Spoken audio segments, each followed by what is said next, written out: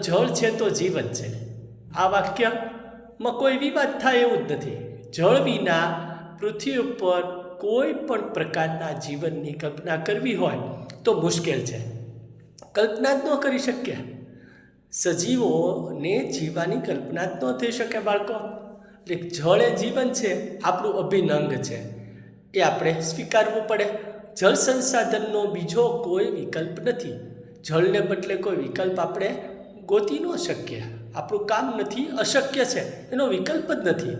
તેના ઉપયોગની યાદી આપણે જો જોવા જઈએ ને તો ખૂબ લાંબી છે, એનો અંત જ નથી.